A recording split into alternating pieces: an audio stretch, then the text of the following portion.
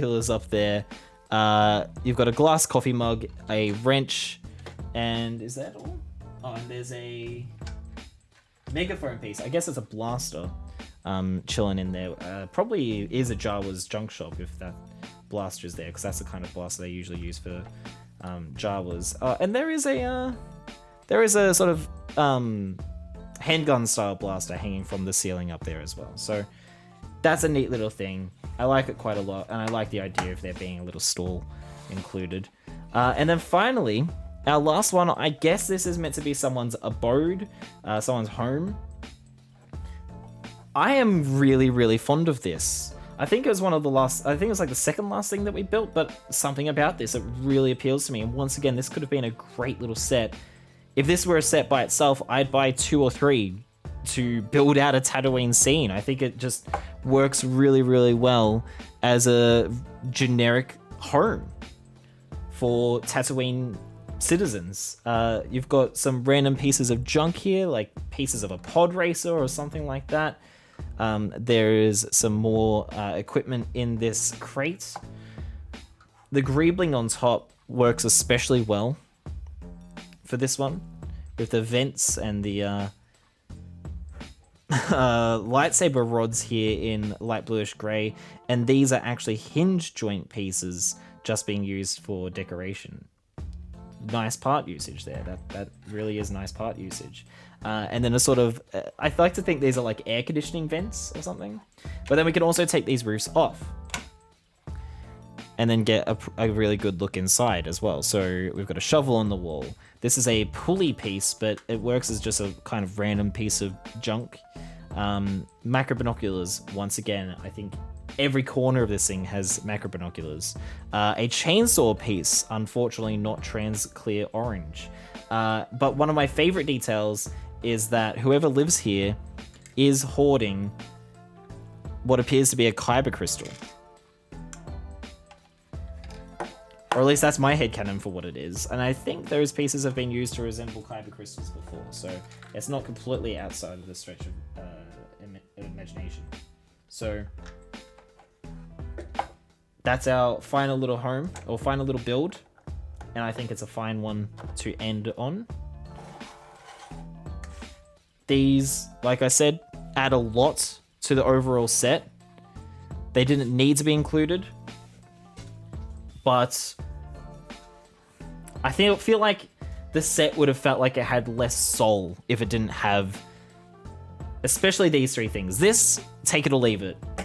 These 3, it just adds soul, for lack of a better term. What are we even looking at with all these binoculars? There's nothing but dirt and vaporizer. I think they generally use them for scanning for Tusken Raiders, right? Also staring at the suns, yeah. Which is, a great hobby of mine that I highly encourage everybody to stare at the sun, especially if you've got 2 of them on your planet. That sums it up. I think overall it is a pretty damn good set. It's a bit of a love letter for Star Wars fans. And hardcore Star Wars LEGO fans don't want to miss out on this set. I nearly did. I'm glad I haven't now. Without those side builds, is the Cantina alone worth the price? If the side builds weren't included, the Cantina certainly wouldn't be worth the price that it is now, which is $530, I think it was, because it's barely worth it at that price in the first place. It's extremely expensive here in Australia. I think it's $300 in the US. Don't take my word for that, citation needed. But the price that it is in Australia, it is a tough pill to swallow. I think we got it for 400 and something. I can't remember, but even that felt like a lot. It's a 3,600 piece set. I don't have all of the numbers off the top of my head, but the price per part ratio was not ideal. While it is a really good set, you have to weigh that. As always, it's a matter of get it on sale. There are some sets that are incredibly good value, even not on sale. There you go, 3,187 pieces, and I think it's 520 or 530 Australian dollars. It is It is just too much. But if you could get it for like 480 or around that mark, it starts to feel quite a bit better. Sorry, I've just noticed I knocked a piece off before, so I want to put that back on before I forget about it. It is a lot better for that, and you do have to factor in it has 21 minifigures, it is licensed, and it's also got the dewback, which is a large molded figure, and they always add to the price of a set.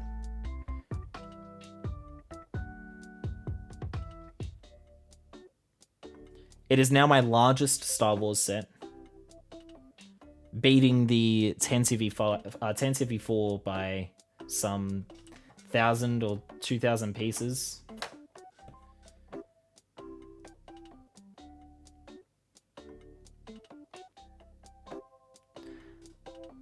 Let me put it this way. If I were choosing between this or the Death Star, I would get this.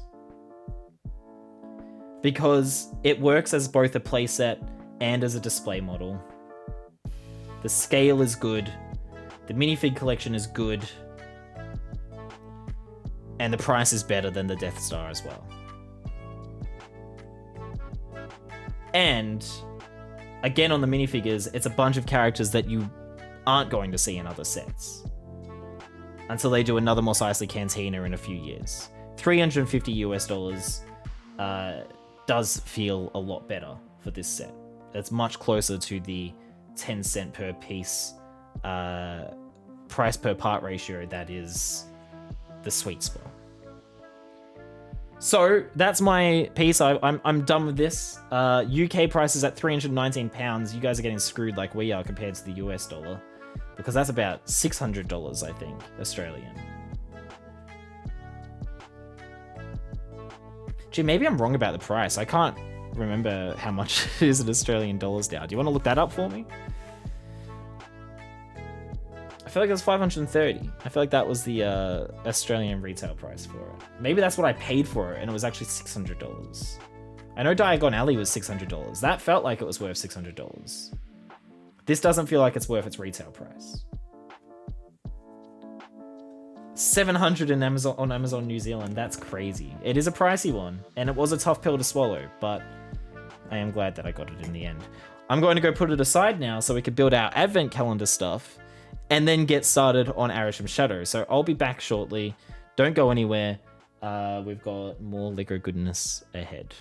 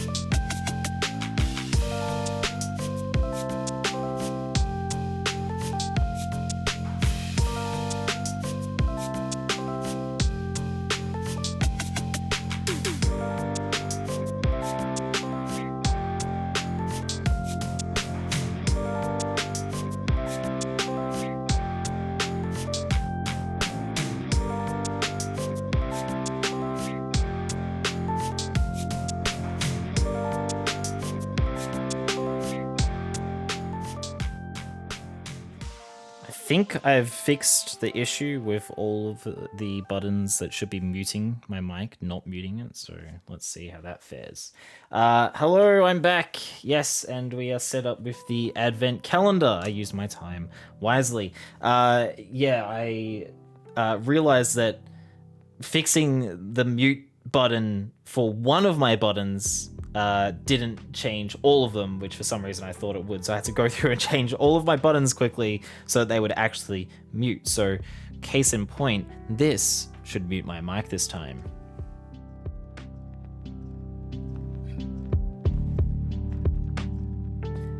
And right you are. It did, however, break the transition thing because I changed scenes too quickly. To do the bit or to think of it, nah, just do the bit. Just do the bit. It's all jank, it's fine. Right, we have a lot of these to get through. We got up to